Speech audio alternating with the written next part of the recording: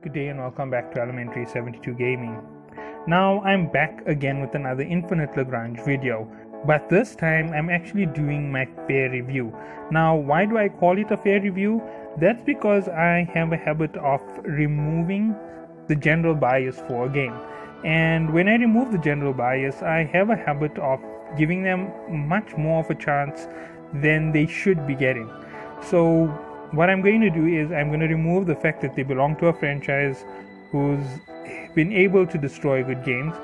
Alright, so NetEase, and I'm going to judge Infinite Lagrange against other games. Right, so first of all, how well does this game start? On starting and on instruction, I give this game a 2 out of 10. Now the reason why I would give it 2 out of 10 is it's a straight up MMO, and it isn't that complex to give a full set of instructions with voice. Right, so if you had a full set of voice instructions for everything in this game, it would make things way simpler than how it is right now. However, we don't have that, and as a result, I definitely have to be a little bit harsh with how I am going to describe this game. Right, it's a game after all. You have to be fair with yourself when you're doing these types of things, so here goes. The start is absolutely terrible. Instruction is not given to you to get a feel to your controls. Every game has the control start. They teach you to move your controllers up and down, right and left on your screen. That's always the first thing that is taught to you. The second thing is they teach you how to control each individual device, how to do the basics, and you learn the more complex things later. This game literally dumps you in the deep end and makes you follow the instruction menu to keep going. I've been through Ark of War, and let me give you a hint about Ark of War. Ark of War doesn't explain the various advantages of each hero, and everything is autonomous like this, so when a fight happens, you don't get to push your way through it in an instant and everything goes your way. Fights are a lot faster, the game is a lot more smoother, it flows a little quicker than this game. However, it has a slowdown in pace of advancement the further along the game you go. So if you start playing it today, in 6 months time you won't be as advancing at all because you'll be so slow in advancement that it will take you almost 6 months to advance. You need your entire team, or you need constant daily activities to help you boost yourself up till the point where you can actually advance faster. So that is one of the things which you get in other games. In terms of this game so far, I don't know about the long range, but in the first week, here are all the problems. Advancement and growth is excruciatingly slow for a brand new starter game. You don't complete your first 5 levels in an instant. Resource screens are limited to 1 or 2 areas. You can't view all your resources at once, except for in the resource management, which is inside your station, and it means that if you want to think about what you're getting all the time, you have to go into your station, look for it, and then decide whether or not you want it. In my opinion, it's a bad call. The second thing, research. Research, there isn't a permanent research scheme as far as I can see. You do it through this method of getting GPs. You know what, on the side of this section here as well, it's something not as familiar to players, not as easy to keep up with as other methods. So therefore, I'm also going to count this here against them for the starter part of the game. And beyond this, the combat is not explained well. The advantage and disadvantage is not given to us. The relation between ships are not given to us.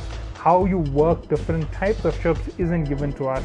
And all of this just remains one big blank. You have to learn it through the media outlets, which is people like me and everybody else is out there. They'll give you instructions on how to play the game. You know what? I do guess that it is good for the game in terms of outreach, but it is also a really terrible thing that we actually have to go that way. Okay, here comes a Discord message from my friend. Okay, so nonetheless, what happens to a game like this is over time you end up getting more and more of a backlog on what's going to be your do-all end-all of the game. Right now, as I'm playing the game, I definitely can go ahead and build up blueprints and enjoy myself with one or two ships, right? The ships, I have access to everything right now in the start of the game. Obviously, there are tactics and skills with them. There's advantages and disadvantages. They are not explained. There is no tutorial that we went through as a start that showed us, okay, here's tutorial on battle. Number one, when attacking, smaller ships have an advantage in this way. Bigger ships, we didn't get any of that. When you do this here with Eve Echoes, which is also from the same company, when you went with a frigate, you actually got to see the stat differences between the two. Stat differences don't show up easy. You have to go and dig for a difference between them. You don't have an open market where everything is available in a single place. There's multiple trade points, which is a good thing and a bad thing. Unions, gates, all of this is not explained. You're given a brief word explanation, but it's not good enough to explain what's going on. You don't have a history, you don't have a story. All of this is missing from the game. At least in EVE there is a story. We just don't have it given to us in detail. We have to flush it out as we go through the story missions and figure it out for ourselves. EVE on the other hand, not EVE, Infinite Lagrange, I don't see any story in it. The name sounds fantastic because they've chosen a key topic, Lagrange points. Lagrange points are one of the biggest key topics when it comes to humanity's race in space, because Lagrange points hold all of your capabilities for launch points, for satellite deployment, for station development. All of these things play word searches in terms of real-time media. So yeah, they have chosen a good name, but in terms of quality for this game, it's slightly lacking over there for a start. This is the first week. I have to be critical on it, but here's something else that I have to say. I have given you the negative for the start, but let's get into the positives. Game is absolutely casual. It is not hardcore as far as I can see. If you are playing this game hardcore, then it's because you're trying to keep yourself in the free-to-play category, and I don't understand what you are fighting so hard to keep it free-to-play for yourself, because as far as I can see, it's a very easy game to play. And you advance at a good enough rate that you're not going to have to worry about paying to win. So yeah, that is my fair and honest opinion on Infinite Lagrange. Now, this is a very early broadcast of this message. In the next month, in the next 28 days, 29 days, I will go and further evaluate the game at least another 2 times. 2 weeks is a good point to give a little bit better. If the progression speeds and everything starts to slow down a little bit more, it's more understandable at that point. The frustration within the game isn't so big. You know what, I can give it a fair review at that point, or I can just end up failing right now where I am in the early part of the game. That's just me being honest with you as the person who is leading out with this content. If I am not honest with you as those who watch my videos or view my videos on Infinite Lagrange, you're just going to see a bunch of gameplay with me doing things and being lost like a headless chicken. To be honest, there was another video planned. I was going to show you my basics within the game right now as I'm moving up and how I'm doing the missions, how I'm struggling with them.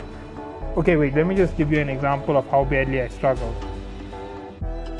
Alright, here is a mission called Build a Mining Platform to Control Stable Resource Areas. Right, let's read it. You construct buildings outside the base. The most common buildings are outposts and various mining platforms. Tap on the location where you want to set up your build and tap build to execute the command. Once construction has started, a construction operation area will be performed around the building. Hostile players and their fleets will not be able to use commands such as mine and liaise. Alright. Once construction is complete, you will receive the warp coordinates for the area, which will enable your fleets to warp to this location. So literally be giving a good way for you to get resources or to have a good warp point. But here are all of the negatives which by all fairness, they haven't discussed with us. They haven't told us any restrictions on how these things work. So when I did this here, and I'm just going to be honest, I'm just going to head back to base. I did this. I went and I touched here, and I did build. I selected this, and when I did that, I didn't end up with that note. I ended up with a cannot perform operation where other operations are currently running. So I was like confused because they just told me to set up this mining platform. So I went around this belt. I thought maybe because I don't have a ship in the area, that would be the reason. So I launched a ship, and it's mining now, so I don't have much to worry about. And eventually I ended up setting this location out here. Right, as you can see, this is the build. Oh, sorry about that. So I started the build out here in the middle of nowhere. You know what, it's not that bad to have started it out in the middle of nowhere, but the bad thing about this build was the fact that nothing was explained to me. It's a basic operation that wasn't given any information. What is the utility or the usage of the structure? Nothing is given. We have to simply guess at what's going on, and that is a bit too dangerous for the overall purpose of the game. Right? I'm not being ultra harsh against the game, but if you don't have a good foundation to your game, you generally will have problems in this type of content. So yeah, that is one of the big problems for the start. Now, going back to your basics, the next thing that you're going to need to do is you are going to have to learn everything in this game for yourself. Yeah, I mean it. Learn everything for yourself, because if you do not learn it all on your own, you're going to end up in some serious trouble. I hope that has been enough to explain the start of this game. I want to do a video on unions. I'm just waiting for permission from my own union to see if they would be willing to allow me to show off our union. See you all then. Have a good day.